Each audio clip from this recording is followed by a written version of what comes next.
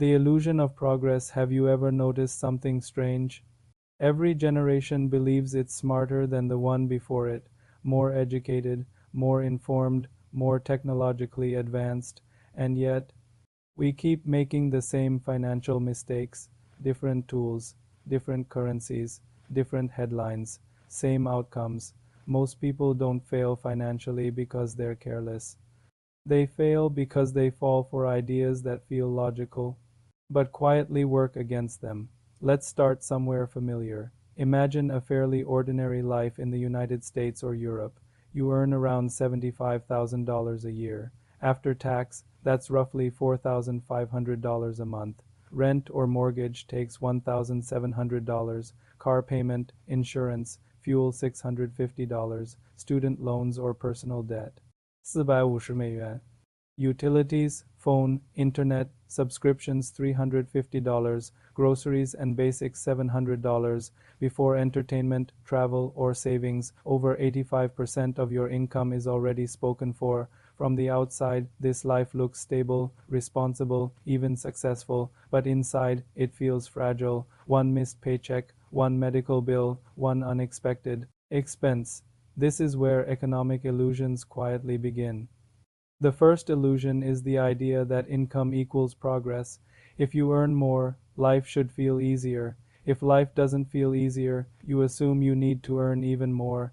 But income doesn't exist in isolation. It exists inside a system of rising costs, expectations, and comparisons. Let's do simple math.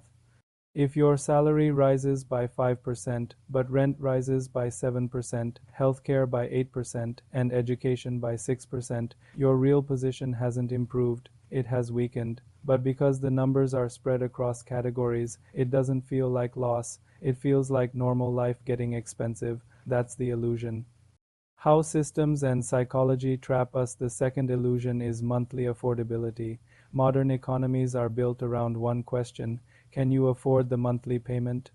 Not, what does this cost over 20 years? A $450 car payment feels manageable. A $540,000 lifetime housing cost feels abstract. Psychologically, humans discount the future. We feel today strongly and tomorrow weakly. So we agree to long commitments that quietly shape decades.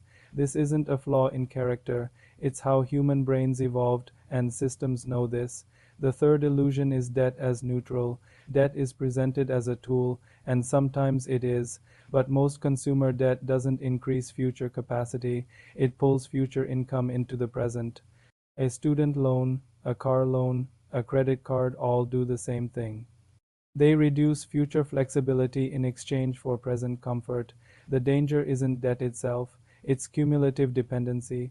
One loan feels manageable, 5 feel normal, 10 feel unavoidable. Over time, choices shrink, career decisions become defensive, risk tolerance disappears, freedom becomes theoretical. Now let's zoom out. These patterns aren't new. Ancient Rome debased its currency to fund wars. The result? Inflation and social instability. The South Sea bubble promised easy wealth. The result?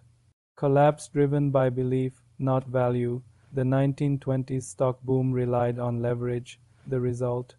A crash when reality returned. The details change. The psychology doesn't. Humans consistently mistake signals for substance. Rising prices feel like growth. Easy credit feels like opportunity. Complex systems feel like progress until they don't. Clarity over illusion. There's another illusion that's harder to admit, the illusion that the system is fair because it's complex. Complexity creates distance. When outcomes are bad, people blame themselves. I didn't plan well. I should have saved more. I made bad choices. Sometimes that's true, but when millions experience the same pressure at the same time, the cause isn't personal failure. It's structural. Systems reward what they incentivize. If consumption is rewarded, people consume. If leverage is cheap, people borrow. If saving lags inflation, people stop saving. This doesn't require conspiracy, just incentives. Let's talk psychology. Humans are social creatures. We measure success relative to others. If everyone upgrades, standing still feels like falling behind. So people match lifestyles they didn't consciously choose, not out of vanity but out of belonging. The pressure is quiet, constant, and invisible. Over time, enough becomes undefined, and when enough disappears, peace goes with it. Now consider the long-term impact. Someone earning good money for 30 years should feel secure. But many don't, because the system extracted stability slowly.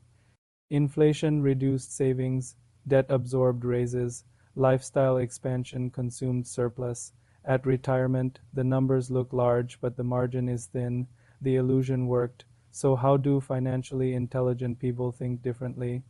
Not smarter, not luckier, just clearer. They don't confuse growth with improvement. They don't measure success by income alone.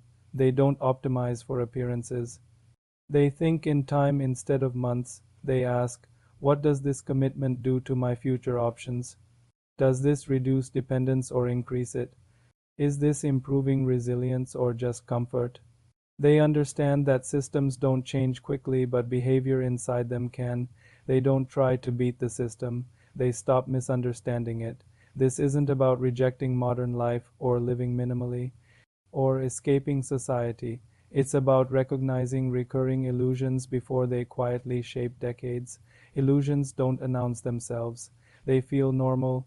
That's why they last. The goal isn't fear, and it's not optimism. It's clarity, because clarity doesn't make you rich, but it does make you harder to mislead. If this helped you see economic patterns a little more clearly, consider subscribing.